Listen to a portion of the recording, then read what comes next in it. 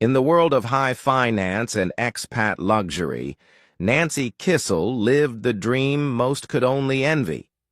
A New York native turned Hong Kong socialite, she had it all. A handsome husband, 3 beautiful children, a lavish apartment, and enough designer handbags to fill an entire room. To outsiders, the Kissels were golden. But behind those penthouse walls, something was unraveling. And it would all end with a milkshake, a mallet, and a murder that shocked the world. Nancy and Robert Kissel met in New York in the late 1980s. Robert, a rising star in investment banking, had the ambition of a wolf and the charm to match. Nancy was creative, warm, and disarming, a media producer who dreamed of building a family. Their romance was fast, fiery, and full of promise. Soon they were married. Soon after, rich. Robert landed a high-paying job with Merrill Lynch. They moved into a luxury condo in Hong Kong's exclusive Parkview complex. It looked like happily ever after. But fairy tales always leave out the middle part. At first, Nancy adjusted well to life in Hong Kong. She joined elite clubs, hosted cocktail parties, and enrolled the kids in prestigious schools. But slowly, the cracks began to show. Robert worked long hours. He traveled often, and when he was home, Nancy claimed he was cold, controlling, even abusive. She told friends she felt more like a trophy than a wife. Nancy started therapy. Robert, he started installing security cameras. He didn't trust her, and maybe he had good reason not to. In May 2003, Nancy took her children to Vermont for the summer. It was meant to be a break from the stress. But what she found was Michael Del Priore. A former trash collector turned TV repairman, Michael was everything Robert wasn't. Simple, gentle, interested. He was also 20 years older. Still, sparks flew. Within days, they were lovers. Within weeks, Nancy was talking about marriage. And back in Hong Kong, her husband had no idea. But he was about to get suspicious. Back in Hong Kong, Nancy and Michael kept in touch, secretly. Dozens of emails, long-distance calls. Michael even mailed her Valium and sedatives, claiming it helped her relax. Nancy started slipping the pills into Robert's food. Small amounts at first, Robert noticed. He told friends he was feeling off. He grew paranoid. He ordered a full medical checkup. But the results came back clean. What he didn't know was that the poison wasn't just in the pills. It was in the betrayal. November 2nd, 2003. It was a normal Sunday night. At least it looked that way.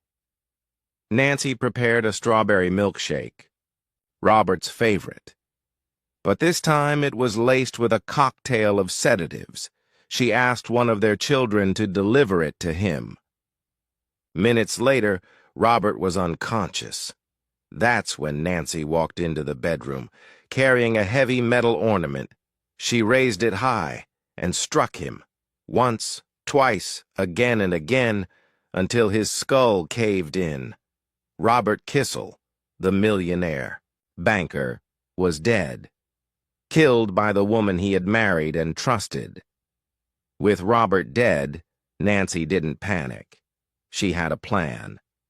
She wrapped his lifeless body in a carpet, sealed it with packing tape, and used gloves to clean the blood. Then, she called the building's maintenance crew. She asked them to help move a rug into a storage room. No one questioned her. No one suspected the truth. Not yet. But Robert's colleagues did notice something. He didn't show up to work the next day, or the next. And Robert Kissel was not the type to go silent. Something was wrong, terribly wrong. 4 days passed. Nancy told everyone her husband was traveling. She was calm, cold, even distant. But Robert's employer grew uneasy. They contacted the police. Soon, officers arrived at the Kissels' luxury home. They searched the apartment. Nothing. Then someone remembered the storage room. Police unlocked the door, and the smell hit them first. Inside the carpet was a decaying body, bound, bludgeoned, and barely recognizable.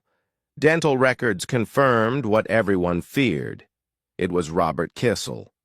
The illusion was shattered. Nancy was arrested, and the world began asking, why? In 2005, Hong Kong's courtrooms overflowed. Journalists flew in from around the world. The milkshake murder had gone global. Nancy's defense? She claimed she acted in self-defense. She said Robert had been abusive, that he raped her, beat her, controlled her life. The courtroom held its breath. She was the mother of his 3 children, the wife he gave millions to. Could she be telling the truth, or was it all just theater? The prosecution had a simpler theory. Nancy killed her husband so she could be with her lover and inherit his fortune. As evidence piled up, so did the lies. Nancy had wired thousands of dollars to Michael Del Priore, the handyman boyfriend.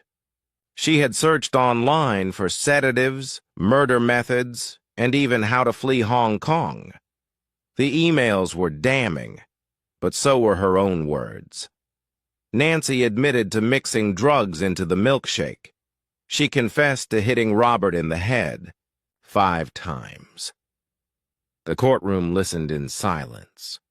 Whatever sympathy she had was fading. The milkshake wasn't an act of self-defense. It was premeditated. It was cold, calculated, and irreversible. On September 1, 2005, after a 4-month trial, the jury delivered its decision: guilty. Nancy Kissel was sentenced to life in prison for the murder of her husband. But the story wasn't over. She appealed, again and again. In 2010, the conviction was overturned due to legal errors. A retrial began in 2011. This time, even more details emerged about infidelity, manipulation, and how deeply Nancy had orchestrated the cover-up. And once again, the verdict was the same: guilty, life in prison, no parole. Today, Nancy Kissel sits in a Hong Kong prison. Her children have grown up, raised by Robert's family, far away from the scandal. Michael. Del Priore vanished from the public eye, and the luxury apartment where it all happened, quiet, empty, haunted by whispers. The case became a symbol of how privilege doesn't prevent tragedy, and how love, when twisted by lies, can turn deadly. People still ask, was Nancy a victim or a master manipulator? Maybe both. But one thing is certain: a milkshake was never just a milkshake again.